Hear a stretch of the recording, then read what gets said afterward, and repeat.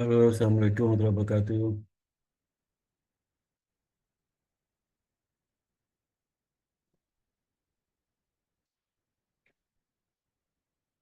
Waalaikumsalam, Halo, Pak. Assalamualaikum warahmatullahi wabarakatuh.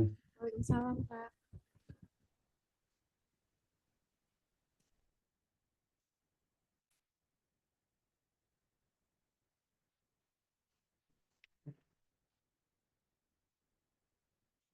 Tuh, kak videonya, on cam.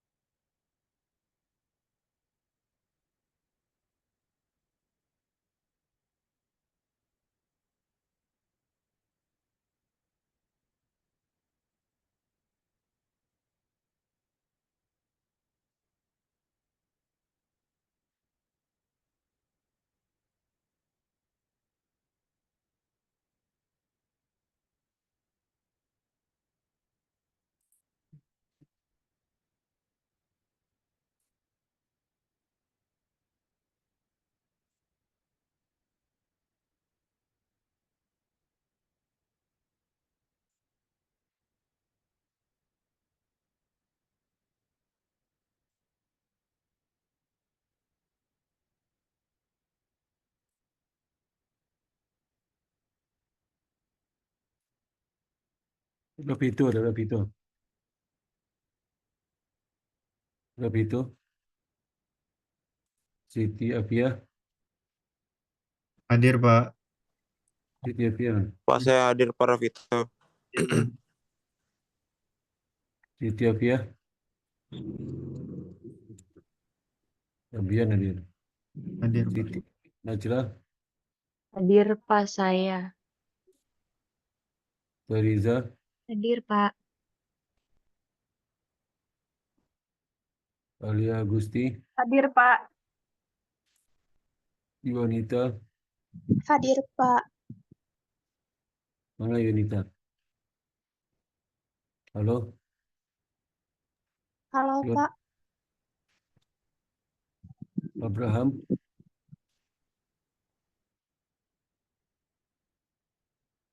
Reza, Hadir Pak. Christine, Hadir Pak. Sarah, Hadir, Pak. Sabika, Hadir Pak. Faiza, Hadir Pak. Baitul, Hadir Mari- Pak. Marisa, sorry. Saya Pak. Saya Pak. Marisa mana video keluar. Saya Pak. Baitul mana? Hadir Pak. Hadir Pak. Video buka. Halo, mana Baitul? Sudah Pak. Hadir Veronisa, Pak. mana Veronisa. Hadir Pak. Kok muncul videonya mana ni? Videonya nggak muncul ya, pakai Veronisa. Udah on cam Pak. Amelia, Hadir Pak. Amelia hadir. Salsabila, Hadir Pak.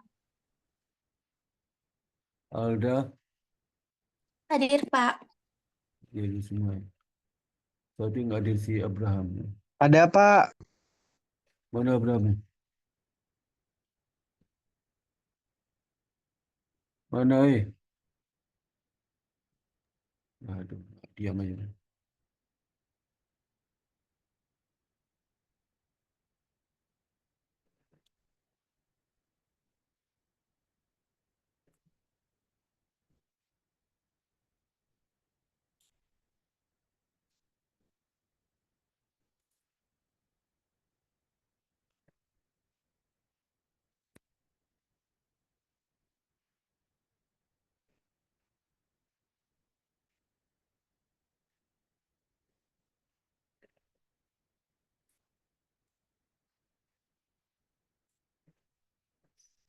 Oke, Assalamualaikum warahmatullahi wabarakatuh.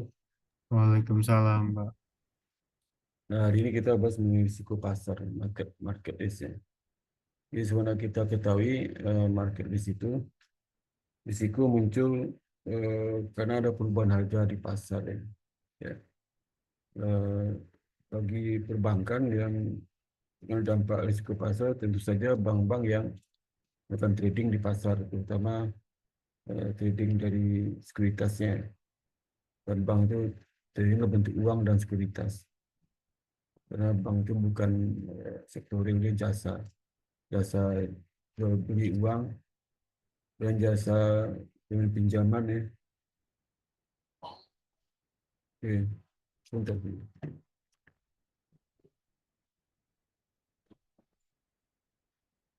Ya.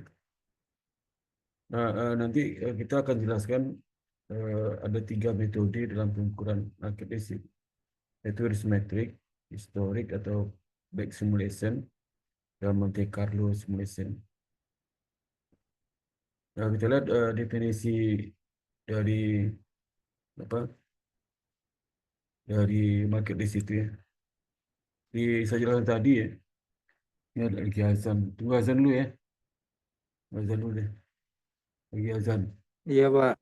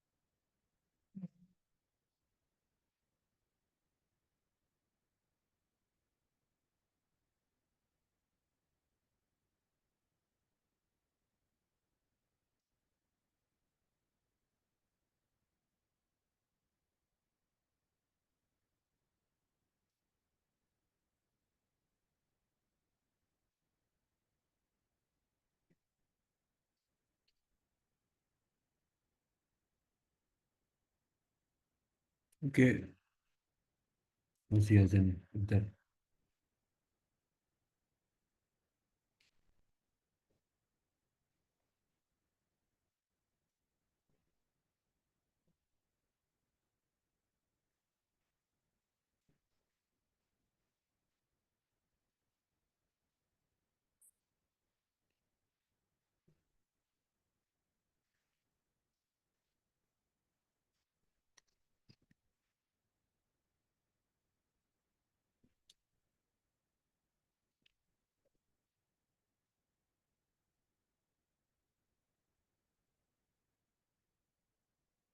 Oke, kita lanjutkan ya. Jadi market risk itu atau value at risk ya, itu adalah risiko yang terkait dengan ketidakpastian earning lembaga keuangan dari trading portofolionya yang disebabkan oleh perubahan kondisi pasar seperti harga, ya, price of asset, dan juga interest rate itu bisa mempengaruhi harga juga, dan market volatility. Itu market volatility itu udah gejolak dari produk-produk yang perdagangan di pasar itu, dan market liquidity, likuiditas dari market itu sendiri. Nah, ini disebut dengan eh, risiko pasar. Kalau di bank itu risiko pasar itu muncul karena eh, bank itu akan mengalami risiko pasar apabila bank itu melakukan trading, ya, trading sekuritas. Seperti misalnya trading apa mata uang ya, mata uang asing di eh, financial market, kemudian juga melakukan trading di apa derivatif derivatif sekuritas ya, di pasar berjangka. Nah, itu akan terjadi kemungkinan risiko pasar. Sedangkan di pasar modal, bank tidak menghadapi risiko karena bank tidak akan trading di pasar modal. Itu tidak dibolehkan. Kecuali trading di pasar uang dan di pasar berjangka. Nah, kalau seandainya harga di pasar tidak ada volatility-nya nol, ya, tidak ada gejolak, berarti bank itu dapat tidak take profit ataupun tidak mengalami kerugian. Karena harganya stabil, jadi tidak ada perubahan harga. Tapi karena harga bergejolak, ya, maka kemungkinan bank itu bisa mendapatkan profit ataupun loss ya, dari transaksi trading itu.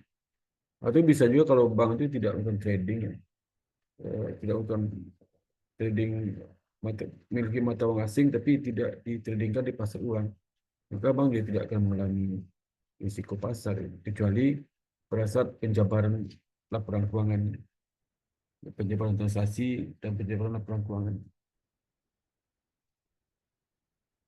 Nah, apa manfaat pengukuran market risk itu bagi perbankan ya, bagi lembaga keuangan?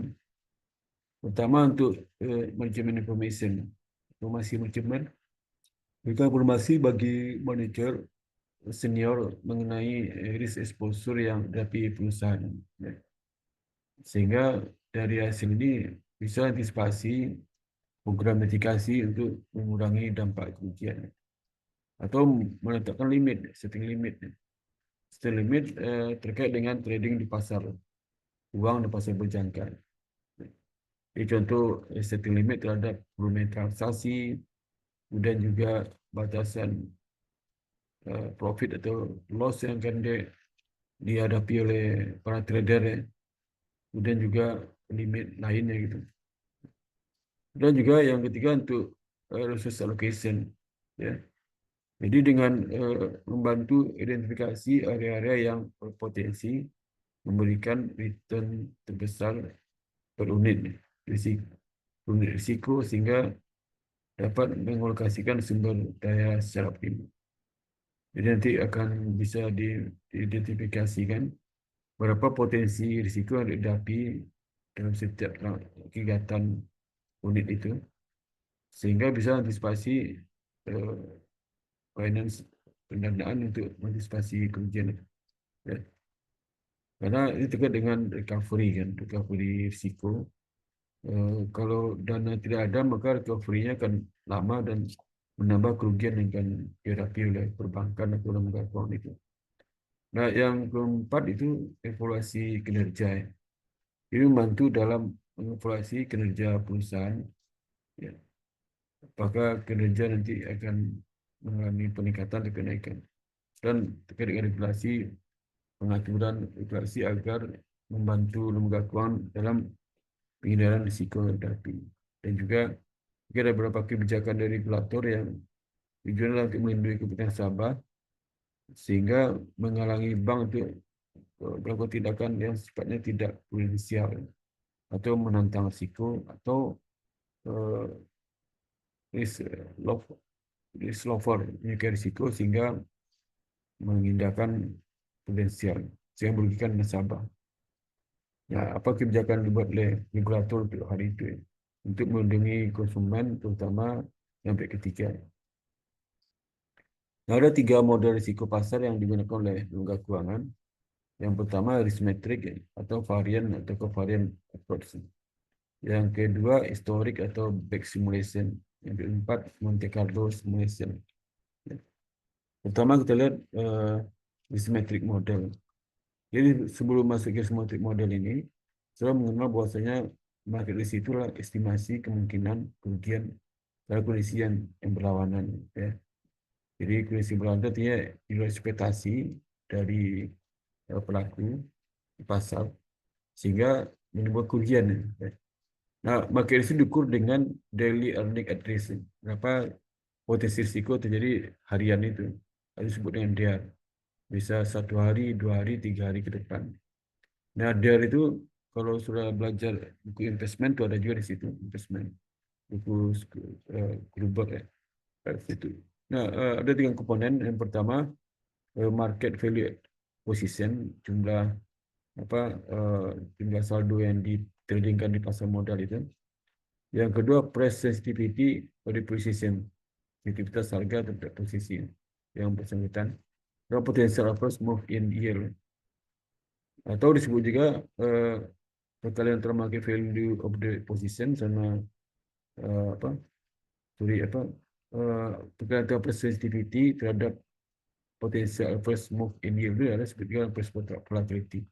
Jadi price volatility itu diperoleh dari sensitif harga dari posisi itu dikali dengan potensial pergerakan yang berlawanan dari yang diperkirakan dan hasil dari diperkirakan berapa di price volatility.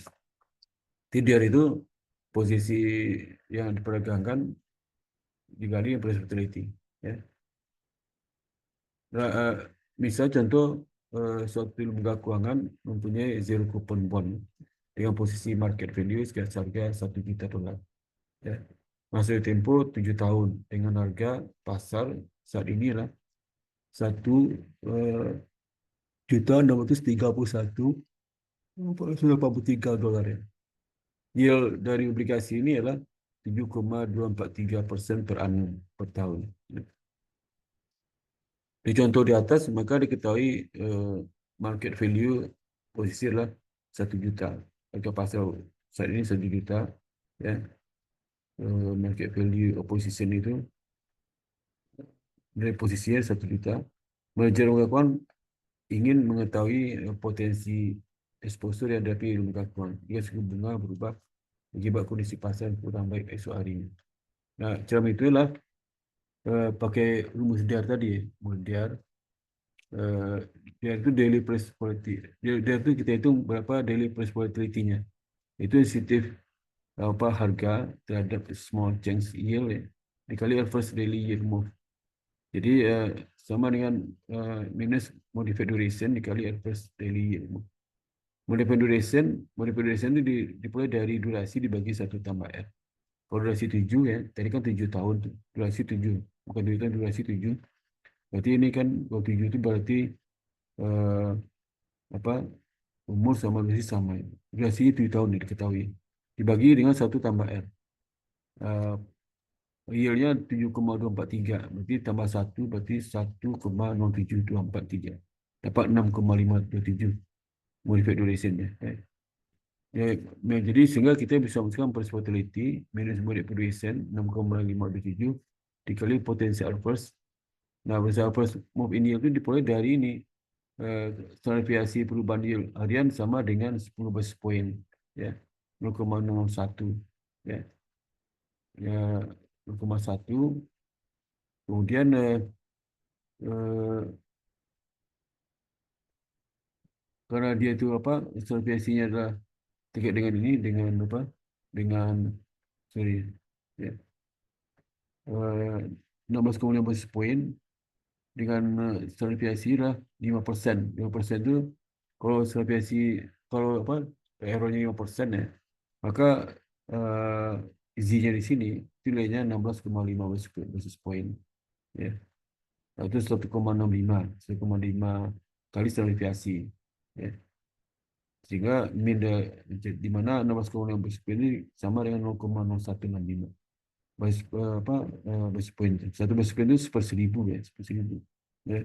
Jadi standar deviasinya 10 basis point, maka sama dengan kali min-nya, kali min-nya 16,5 kali 10 basis point dapat 0,0165, ya. Standar deviasinya 16,5 basis point, ya, ya, deviasinya. Jadi dapatnya 0,0165 standar deviasi kali apa kali apa mana? Kali min sini, kali min. Di mana 16,5 spin ini spin itu sama dengan 0,0165, ya. Ya.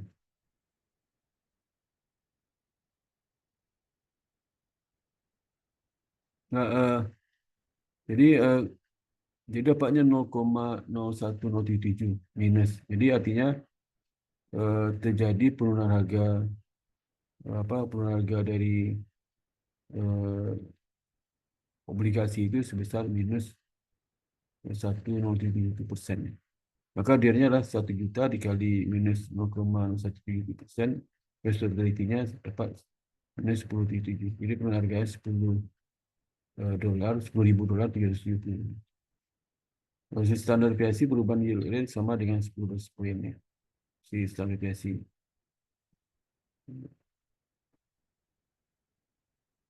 Ini, ya. Jadi kalau 5% perubahan di tahun dead kan lebih dari sama dengan 11,5 basis point. Ini kan 5%, ya. Jadi sama 16 basis point, ya. Jadi 1,05 kali standar deviasi, ya. Jadi kalau menentukan harga X-nya itu, kalau Z-nya itu 16,5 basis point, X-nya 1,05 dikali standar deviasi. Standar deviasi berapa? 10 basis point, ya. Ini basis point itu kan sama dengan 1/100, ya, dikali 1,65 dapat 0,0165. Nah, itu jadi potensi eh, satu hari besok mengalami kerugian itu 10,770, ya, itu artinya. Jadi 70 itu artinya. Jadi kalau dapat diannya 10,770 artinya potensi rugi yang didapat oleh bank itu kalau dia eh, apa memiliki likuiditas pedagang di pasar itu 1 juta, maka turun akan sebesar minus 10,770. Nah, kalau dia 2 hari, ya, 2 hari, maka dia yang 1 hari itu dikali akar N, ya. Kalau dia 5 hari, berarti berapa jumlah kerugian kita 5 hari ke depan. Berarti rugi 1 hari itu yang 10,770 dikali akar N. Itu bukan dikali 5, dikali akar N. Ini mempunyai 1 hari, berarti 5 hari itu apa probability negative probability kan bukan dikali 5 tapi akar N 5. Jadi 24, 0,42 kerugian. Kalau 10 hari berarti 10,770 dikali akar 10, ya. Kalau 9, 10,770 kali akar 9 dapat 3 dikali 3. Jadi 30. 30 berapa? Ya, sekian. Nah, bagaimana kalau seandainya market risk terkait mata uang asing, ya? Tadi kan terkait dengan obligasi. Obligasi harus dikali dengan modified duration, ya. Ya, karena ada durasi itu mempengaruhi juga risiko hadapi ke depan itu. Jadi kalau makin tinggi durasinya, modified durasinya makin tinggi penurunan harga itu di obligasi. Tapi kalau Kalau dia investasi dalam bentuk mata uang asing, itu durasi nggak ada ya, durasi. Kalau dia saham, saya megang uang, bukan bank, dia megang uang non bank, biasanya dia bisa juga trading di saham. Boleh. Kalau misalnya megang pembiayaan, mau trading di pasar modal boleh. Tapi bank nggak boleh. Kalau megang keuangan yang megang non bank, yang pembiayaan itu boleh. Nah, megang uang memegang posisi perdagangan Switzerland itu 1,5 juta Switzerland dalam pasar mata uang dolar AS pada penutupan bisnis di hari tertentu. Pengakuan tersebut ingin menghitung daily earning at risk. Dia dari posisi ini, satu hari berikutnya berapa kerugian yang dihadapinya. Maka kita hitung nilai setara dalam dolar untuk posisi di atas ya. Position dikali Switzerland per exchange rate. Karena dipakai nilai itu, nilai dalam dolar ya. Jadi nilai tukar dolar adalah 0,625 Switzerland per euro. Maka posisi di dalam rupiah lah, dalam dolar ini bukan rupiah ya. Itu Switzerland 1,5 juta kali Switzerland per dolar 0,65 dapat 1 juta dolar ya. Nah, 1 juta dolar itu nanti kita hitung berapa probability dulu. Kalau dia 5% errornya, maka Z-nya pasti 1,65. Dikali sama PAC-nya 56,5 basis point. Didapatnya 93,2 basis point atau 0,932%. Dan 93,2% berarti kan per 1.000 kan. Jadi per 1.000 berarti 0,932%. Nah, soalnya setelah PAC 56 basis point dan bad move-nya tidak akan lebih dari 5%. Jadi 1,65 itu. Ya. Biasanya saya errornya 1,5%, 1,5 ini. Yang Z-nya itu. Jadi di X itu dikali sama PAC. Ya. Nah, dengan kata lain, DR-nya berapa? 1 juta dikali dolar kali 0,93 dapat 9,9320 dolar ya. Wah, apa DR-nya. Ya. Nah, kalau DR-nya itu 5 hari dikali aja akar 5 dapat 28,40 ya. 20. Kalau bagaimana yang ketiga kalau dia pakai risk itu dari saham ya. Saham juga tidak ada apa operasi. Kalau obligasi ada obligasi. Jadi menghitung DR itu misalnya kau memegang posisi perdagangan saham sebesar 1 juta dolar. Jika beta 1 dan selisih adalah 20%, sekarang stock market return volatility adalah 1,5 Z kali standar deviasi. Ya. Kalau lebih 2%, jadi 1,5 kali 2% dapatnya 0,33 ya. Jadi 3,3%.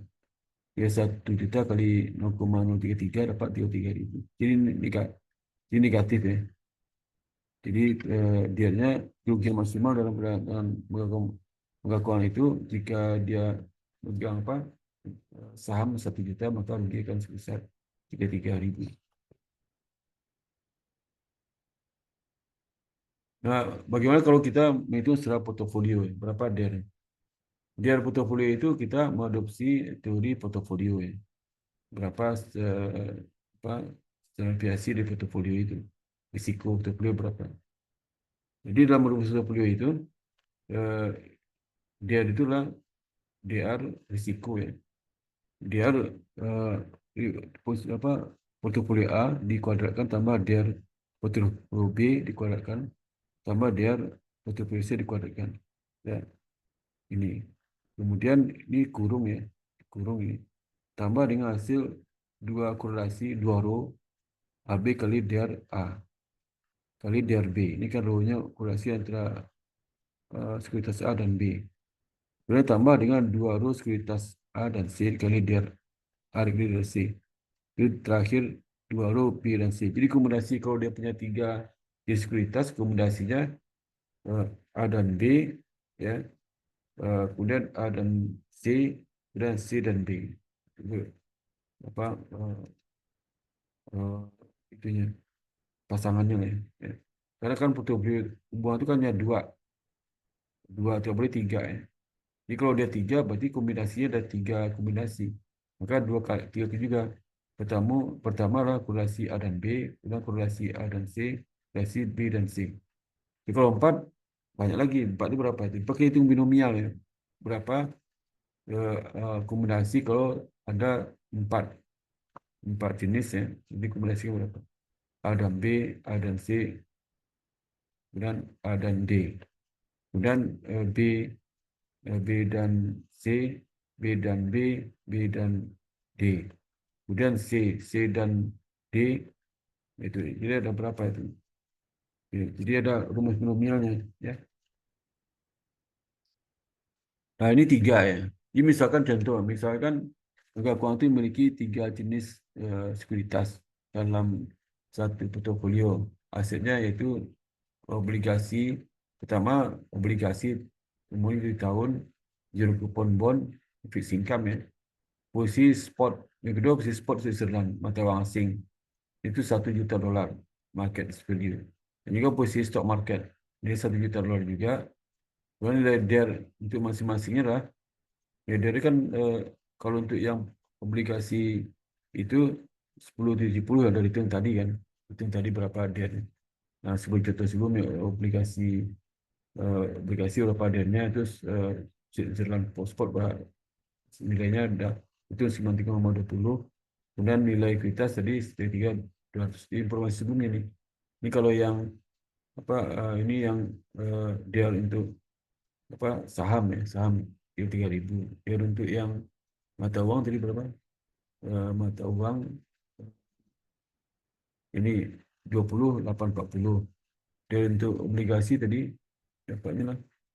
Obligasi itu dapatnya 9320. Itu masuk itu DER masing-masing ya. Kalau belum ada DER dihitung sini DER. Ya. Hmm. Ya. Nah, kemudian korelasi di antara aset itu misalnya korelasi eh, apa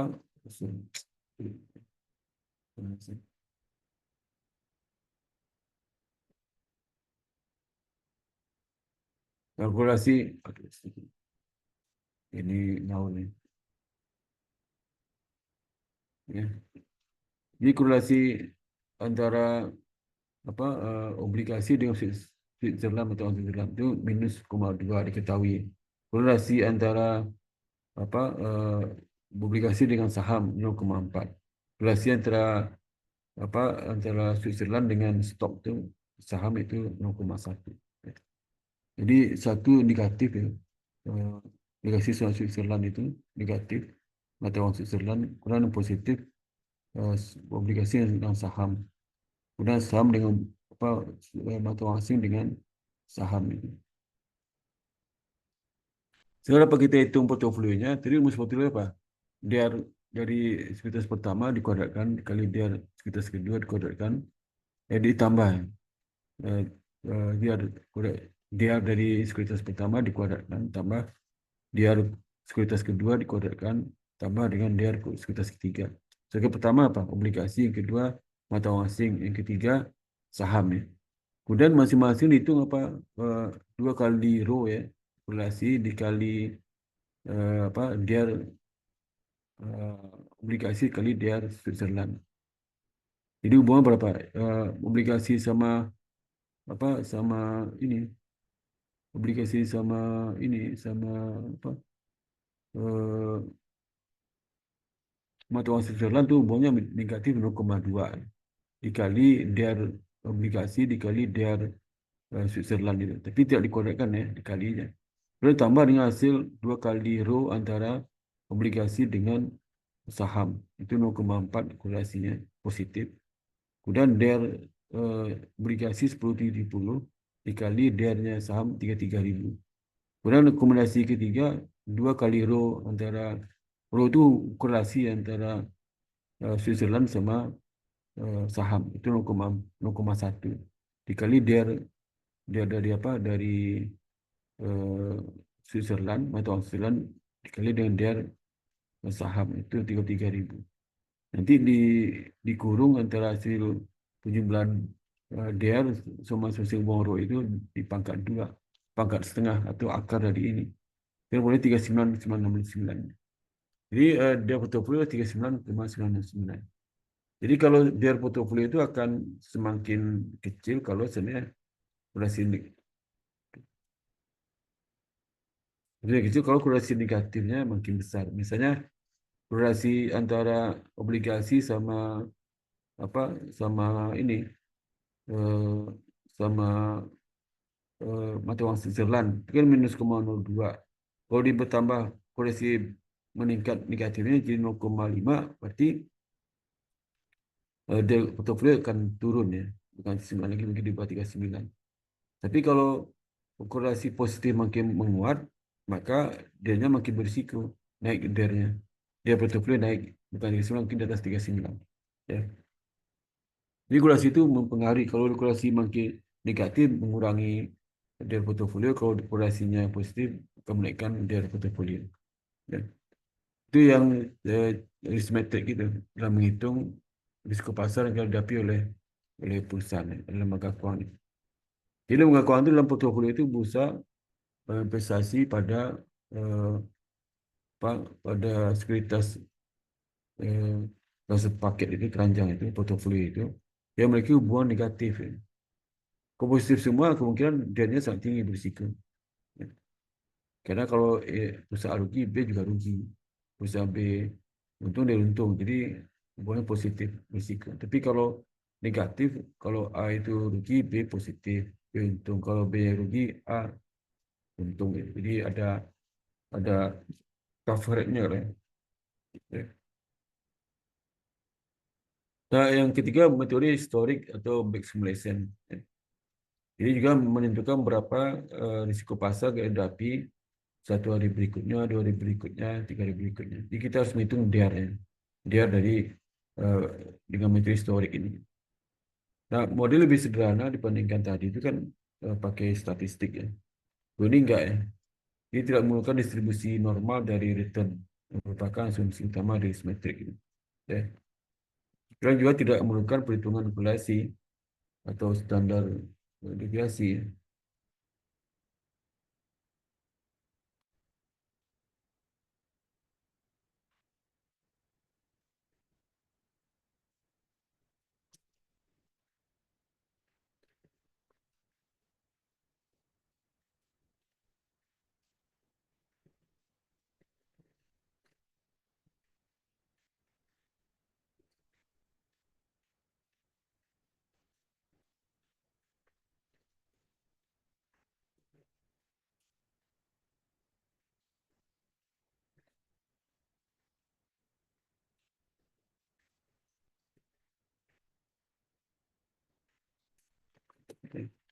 Jadi lebih simpel, kemudian tidak memerlukan distribusi normal yang seperti yang simetrik ada distribusi normal.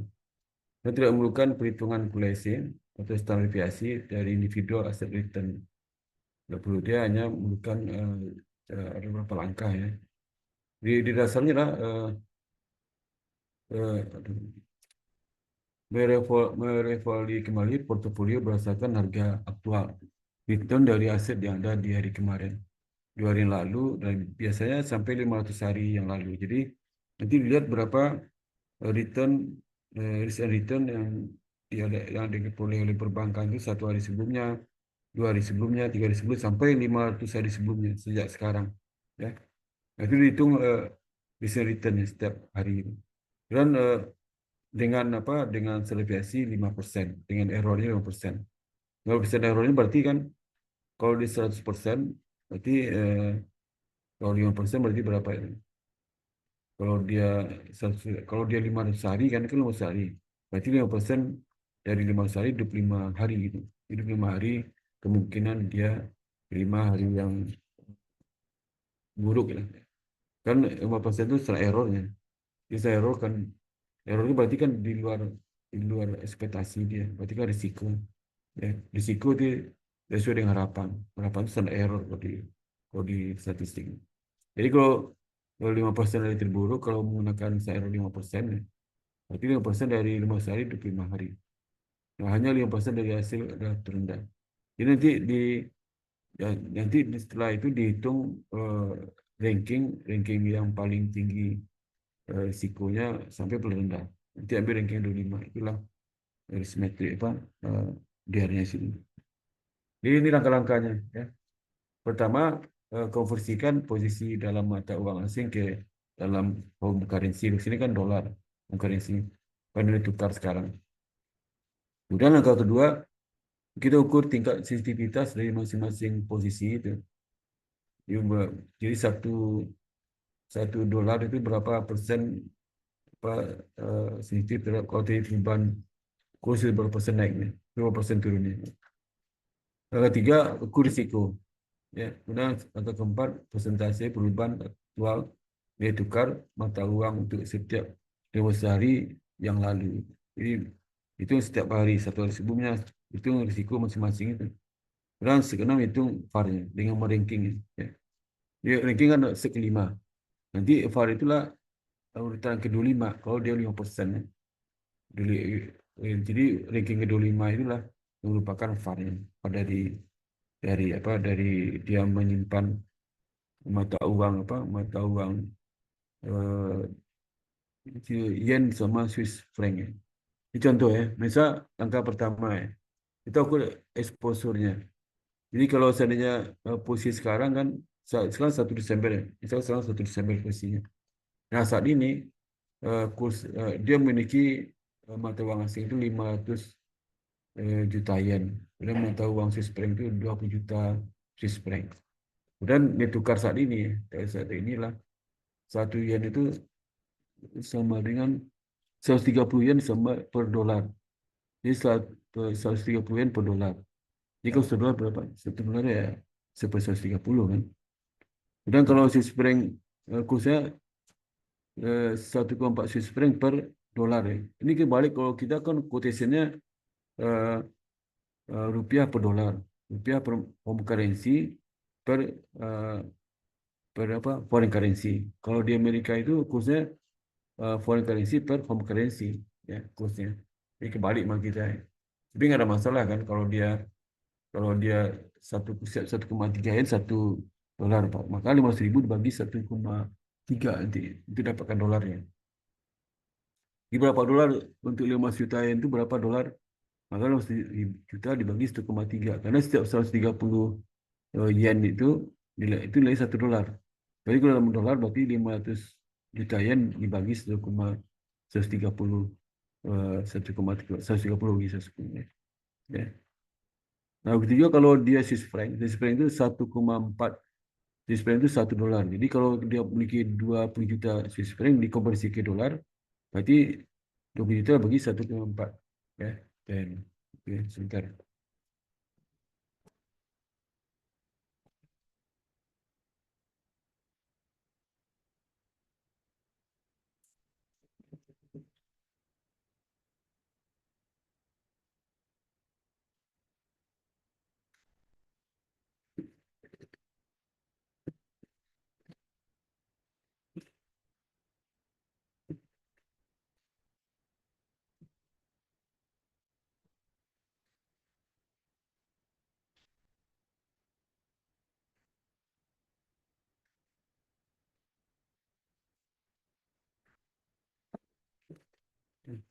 Jadi sehingga diperoleh konversi dari mata uang asing ke dolar. Dolar itu home currency. Ya. Nah, kita ukur sensitivity-nya. Ya.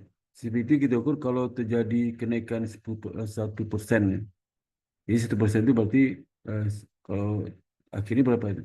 1 tambah 0,1 kan. Jadi 101 itulah kalau ada perubahan 1% naiknya. Maka eh, kurs itu kalau kursnya kan terus tadi 130. Kalau naik 10% berapa ada? 1% naiknya, maka kursnya jadi 131,3. Kalau yen, kalau Swiss franc naik kursnya 1%, berarti 1,4 dikali 101 dapat 1,14 ya per dolar ya. Swiss franc per dolar. Sehingga posisi akhir kalau yen naik 10%, 1%, maka dolarnya jadi 3808,073. Jadi rugi kan dia. Jadi kalau kursnya naik, mata uang asing itu naik, kurs yen itu naik, maka dia akan rugi. Begitu juga Swiss franc itu naik kursnya, maka dia akan rugi. Ya, akan rugi. Kenapa rugi? Karena jumlah dolar makin sedikit. Ya. Jadi kalau dia Swiss franc jadi 14,14427. Ya. Sehingga kita bisa simpulkan ya, sensitivitas untuk kenaikan 1% ya, akan mengalami kerugian berapa ini? 38, kalau yen 3846 154 dikurang 3808 ya. Eh, 0,073. Ini sisinya adalah minus 38081. Jadi setiap kenaikan 1% dia akan mengalami rugi minus 38,081. Tapi kalau dia Swiss franc, kalau dia naik 1% mengenai kerugian eh, 1% ya. Maka dia rugi 14,285 di 14 dikurang 14,144. Rugi 141,442. Kerugiannya. Ya. Nah, kalau kita cari dalam eh, perubahan 30 November. Ini kan 1 Desember. 30 November itu perubahan exchange rate-nya 0,5. 0,5 artinya ini tukar 2010 dengan 2010 dengan 2011 sekarang itulah 0,5% perubahan suku bunga ya, perubahan kurs ya. Jadi 30 November itulah 0,5% naik ya 0,5%. Jadi kalau naik 0,5% berarti kan kerugian diderita berapa? 0,5% dikali dengan 38 0,81 ya dikali. Ini kan 1% minus 38. Kalau 0,5 berarti 0,5 kali 38. Berarti separuhnya 19,045. Kemudian kalau yang Swiss franc, kalau Swiss franc naiknya 0,2%, maka minus 1,4144 dikali dikali 0,2%. Kalau 1% kan 141. Kalau 0,2% kali 141 dapatnya 28,288. Total kerugian berapa? Jumlahkan ya 47 19,045 ditambah minus 28. Jadi minusnya 47,328. Ya, untuk hari tanggal 30 November. Nanti dihitung cara yang sama untuk apa 29 November, 12 November, 12 April dan seterusnya sampai 500 hari ke belakang dihitung. Sehingga setelah dihitung nanti di ranking. Untuk yang kerugian paling tinggi itu di nomor 1 ya, itu ternyata 6 Mei. Kerugian paling tinggi dapatnya 105 dolar, 105 ribu dolar kerugian yang tertinggi.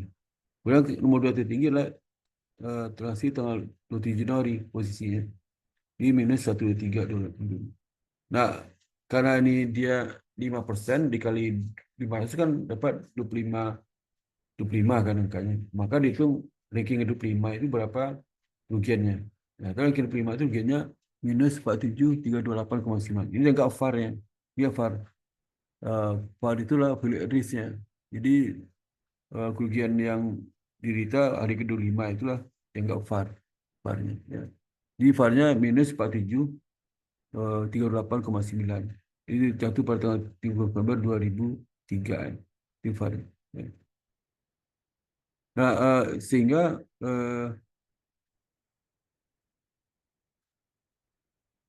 jadi kalau VAR-nya ini value at risk-nya 500 dari ke satu hari berikutnya kita mungkin dia akan mendapatkan kerugian minus 47,328,9 tadi kemarin ya. Nah, apa kelemahan historik sama back simulation itu atau back simulation kelemahan apa? Pertama, jumlah observasi nomor sebuah belum mencukupi dari sudut pandang statistik untuk pergerakan harga harian itu kurs harian ya.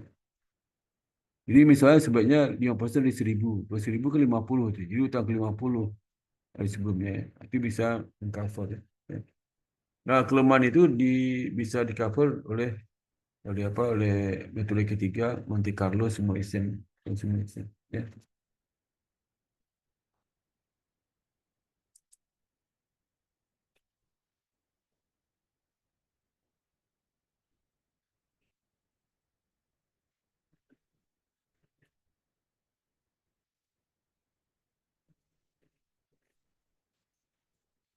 Cuma Monte Carlo simulation ini datanya lah paling sedikit 10.000 observasi, 10.000 observasi. Ya, datanya.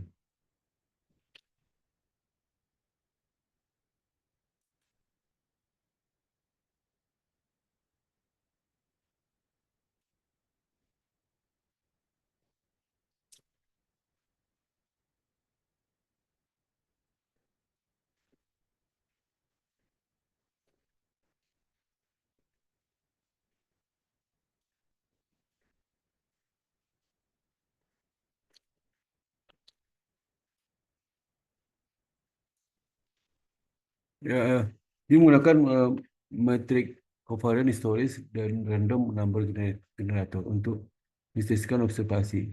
Tujuannya untuk mereplikasi distribusi hasil observasi dengan data statis. Ya.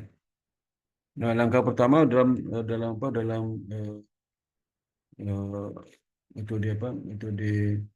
Ini metode Monte Carlo simulation ini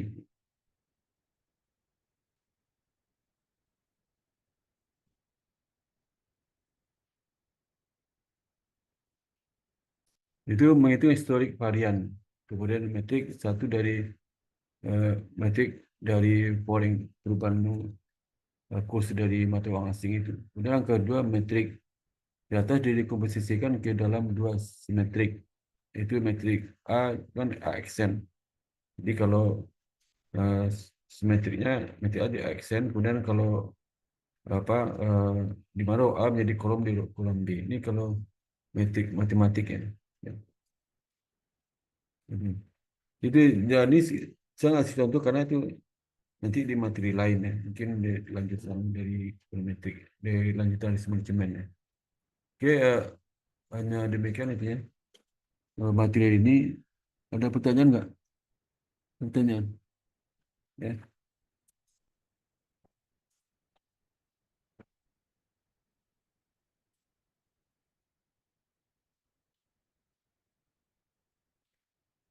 Kira pertanyaan,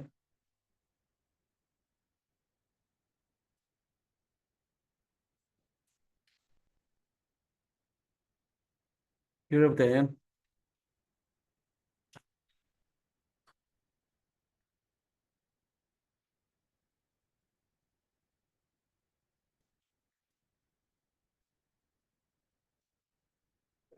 kira pertanyaan nggak? Halo, jangan jawab ya.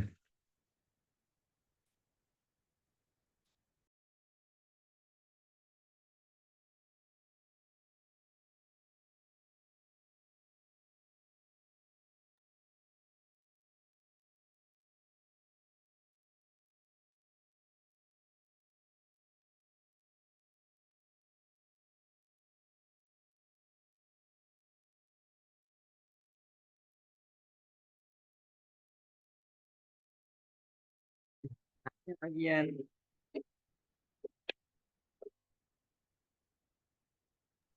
Wih, hilang, Cok. Saya Dia keluar. live. Oh dia live, ya udah. Kan udah selesai emang. Oh ya Allah. Ayo Christine, ngejawab. Parah banget Abian emang. Ditanya ada yang mau nanya, nggak ada yang mau nanya. Emang nggak ada yang mau nanya. Jumat Dream Dates kan? Christine di mana jadinya Jumat? Kuy, Dream Dates. Just to remind Itu you di mana sih? guys, it's still recording ya. Oh, Oh, oh.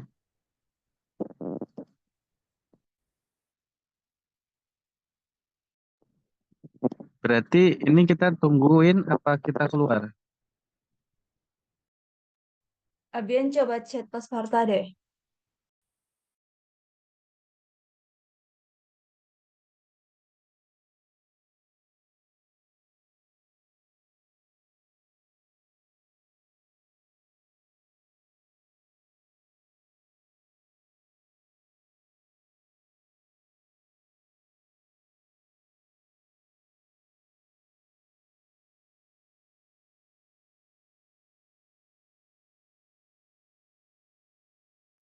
Abian udah nggak ada di Zoom. Kayaknya apa live aja?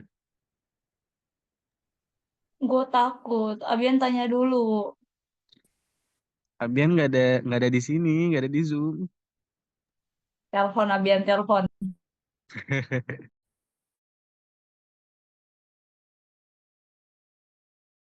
Ya udah kalau mau live bareng. Ayo live. Oke Yuk. guys, bye. Terima kasih Bye semua. all. Selamat terima kasih. puasa 2 jam Ya, lagi. dikit lagi buka. Yeay.